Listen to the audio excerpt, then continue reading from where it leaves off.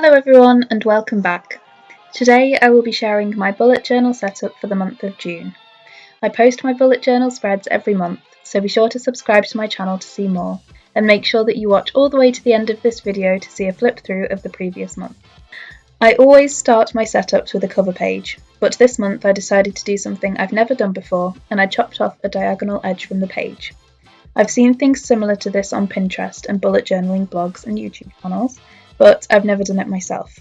It's something a little bit different and I'm happy with how it turned out. My hand was a little bit shaky as I was cutting, so I decided to place a strip of washi towards the edge to smooth out the line.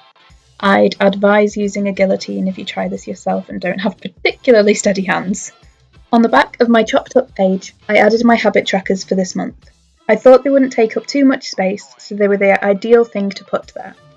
This month, I'm tracking some of the same habits I did in May, since they went really well and I want to keep up my progress. I did swap out one of them though. This month, the habits I want to do daily are journaling, meditating, and remembering to take my tablets. Next to my habits page, I have my goals for this month.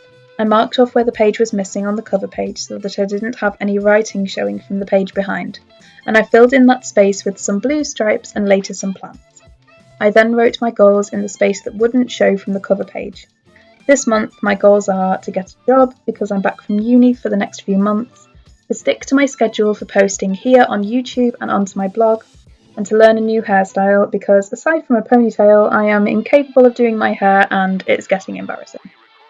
Over the page, I have my aforementioned post schedule as well as my mood tracker. I have pre-recorded a lot of videos and pre-written a lot of blog posts, and I was getting a bit muddled with when I was posting what. This has helped me to have a clear idea of when I'm posting and what video that will be, and I already feel a lot more relaxed about it. If you have your own YouTube channel or blog, a spread like this can be a really simple way to feel more organised and prepared. I don't always do mood trackers, but when I saw this idea for plants that you colour in each day, I couldn't resist. They took a little while to draw, but I was really pleased with how they turned out, and I then used them to tie the rest of the month together. I added the same flower drawings to all of the previous pages and to the pages that followed, and I tried to use the colours that were similar to the colours in the stickers I was using this month. It's not entirely cohesive, but the stickers are inspired by Alice in Wonderland and specifically the Mad Hatter, so I think it's fine that my spreads look a little bit bonkers. Following my mood tracker, I added another idea that I've never done before, a brain dump.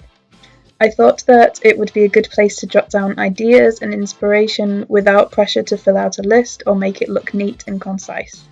I used the full and half box stickers from Ellybeth Designs as places to write what I want to, and I figure I'll just use the empty space surrounding them when I've filled them in.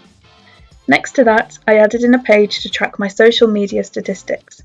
Since I am now home from university for the next few months, I will have more time to post to and grow my social media accounts. If you want to help me add to this spread, be sure to follow me at the links below and I will love you forever. I think this is one of my favourite pages from this month.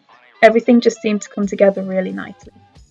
My weekly spreads for this month are very similar to last month's. I found it really motivating to have segments that I would colour in for every task I completed, and I decided to do that again this month.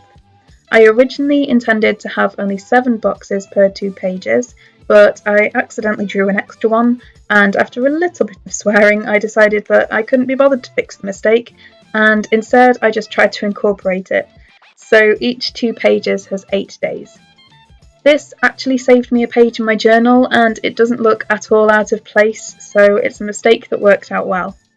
If you do make a mistake in your own bullet journal, just relax. You can fix it.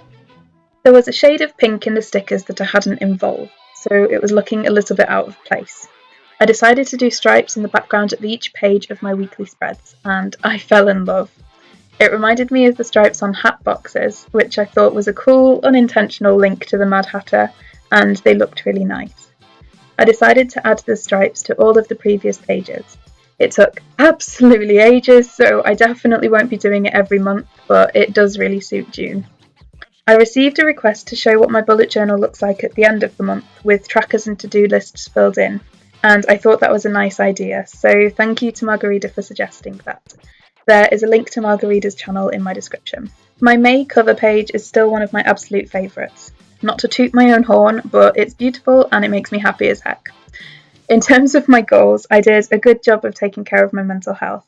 I felt much happier and less anxious this month, and at the time of filming, I've not forgotten to take my tablets once.